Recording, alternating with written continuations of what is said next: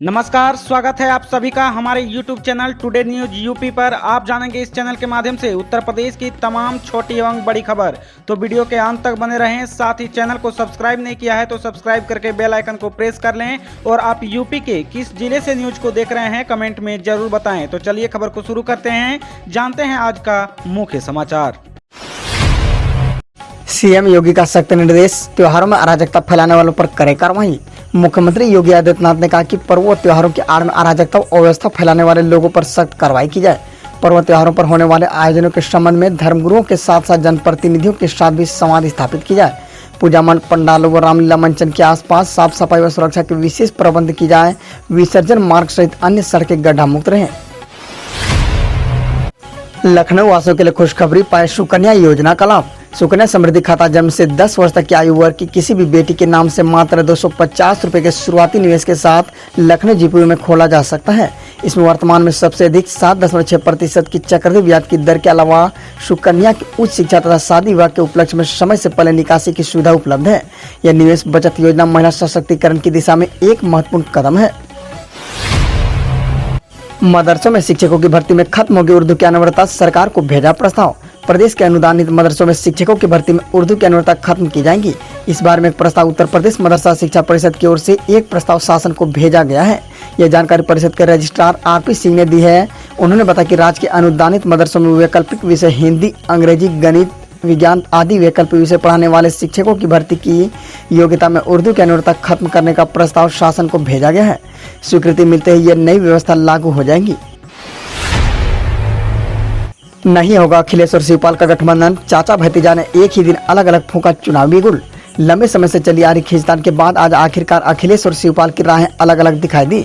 चाचा और भतीजे एक ही दिन दो अलग अलग शहरों से अपनी चुनाव यात्रा शुरू की है।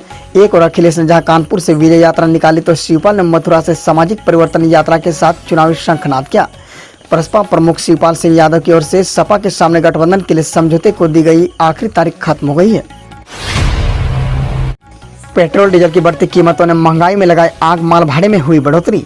नोएडा में एक निजी कंपनी में इंजीनियर पल्लमपुरा निवासी वैभव पेट्रोल का रेट 100 के पार जाने के बाद बस से दफ्तर जाने लगे हैं। बागपत के छपरेली के एक कॉलेज के प्राचार्य डॉक्टर कविता जैन भी मेरठ से 14 शिक्षकों के साथ पुल बनाकर किराए की कार से जा रही हैं। वही कहती है कि किराए पर खर्च 25% तक बढ़ गया है। वैभव डॉक्टर कविता अकेले नहीं है जो पेट्रोल की कीमतें बढ़ने से परेशान हैं। मध्यमवर्गीय परिवारों के बजट में महंगाई की मार पड़ी है।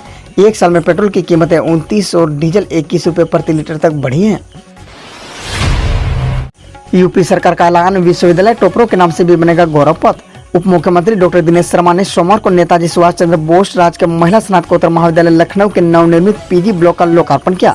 इस मौके पर उन्होंने कहा कि विश्वविद्यालयों व महाविद्यालयों में संस्कृत विषय के अध्ययन अध्यापन आने वाली सभी बाधाएं प्राथमिक पर दूर की जाएंगी। शीघ्र विश्वविद्यालय टॉपरों के नाम से भी गौरव पथ का निर्माण कराया जाएगा। युवाओं की प्रतिभा निखारने को 22 करोड़ से बनेंगे 15 incubator centre. Doctor APJ Abdul Kalam प्राविधिक विश्वविद्यालय में मंगलवार को प्रोफेसर विनीत कंसल की अध्यक्षता में प्राविधिक शिक्षा का ओनियन कार्यक्रम का आयोजन किया गया। परिसर के सभागार प्राविधिक शिक्षा मंत्री जितिन प्रसाद ने यहाँ कई महत्वपूर्ण घोषणाएं की। इस मौके पर विभाग के सचिव आलोक कुमार ने कहा कि मंत्री जितिन प्रसाद की ओर से 22 करोड़ 64 लाख रुपए स्वीकृत किए गए हैं, जिनसे प्रदेश के 15 राजकीय इंजीनियरिंग कॉलेजों में इंक्यूबेटर बनाए जाएंगे और इन्हें चलाने के लिए इंक्यूबेशन मैनेजर रखे जाएंगे। प्रदेश की युवाओं की प्रतिभा को निखारने के लिए यह प्रयास किए जा रहे हैं। इसके अलावा उन्होंने बताया कि नेशनल इंस्टीट्यूट रैंकिंग फ्रेमवर्क की तरह ही उत्तर प्रदेश में स्टेट इंस्टीट्यूट रैंकिंग फ्रेमवर्क शुरू की जाएंगी, जिसमें उच्च शिक्षा के सभी राज्य स्तरीय संस्थानों को प्रतिभाग करना अनिवार्य होगा। यूपी पीबीपीबी ने यूपी पुलिस मोटर परिवहन शाखा में विभागीय परीक्षा से 32 पदों पर भर्ती के लिए मांगे हैं आवेदन। उत्तर प्रदेश पुलिस भर्ती एवं प्रोन्नति बोर्ड लखनऊ ने उत्तर प्रदेश पुलिस मोटर परिवहन शाखा में मुख्य आरक्षी मोटर परिवहन के 32 पदों पर भर्ती के लिए आवेदन मांगे हैं। इन पदों पर भर्ती विभागीय परीक्षा के आधार पर किया जाएगा। यूपी भर्ती बोर्ड की वेबसाइट पर जारी भर्ती नोटिफिकेशन के अनुसार इस भर्ती के तहत सभी जिलों, इकाइयों और पीएससी वाहनों के आरक्षी चालकों और मुख्य आरक्षी चालकों से आवेदन पत्र आमंत्रित करेगा जो नियम 5 में यथा उल्लेखित पात्रता शर्तें पूर्ण करते हों। मानवाधिकारों के नाम पर देश की छवि खराब करते हैं कुछ लोग, रहना होगा सावधान। पीएम नरेंद्र मोदी ने मंगलवार को कहा कि कुछ लोग मानवाधिकारों के नाम पर देश की छवि खराब करने की कोशिश करते हैं। हमें ऐसे लोगों से सावधान रहने की जरूरत है। राष्ट्रीय मानवाधिकार आयोग के स्थापना दिवस के मौके पर आयोजित कार्यक्रम में बोलते हुए पीएम मोदी ने यह बात कही। इसके साथ ही उन्होंने मानवाधिकार और महिलाओं के लिए किए गए कामों का जिक्र किया।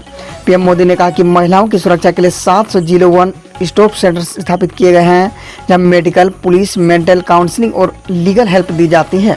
इसके अलावा 650 से ज़्यादा फास्ट ट्रैक कोर्ट भी स्थापित किए गए हैं। इनमें रेप जैसे गंभीर मामलों की सुनवाई की जा रही है। विश्वविद्यालय कॉलेजों में ग्रुप सी की भर्ती होगी जल्द, सीएम योगी।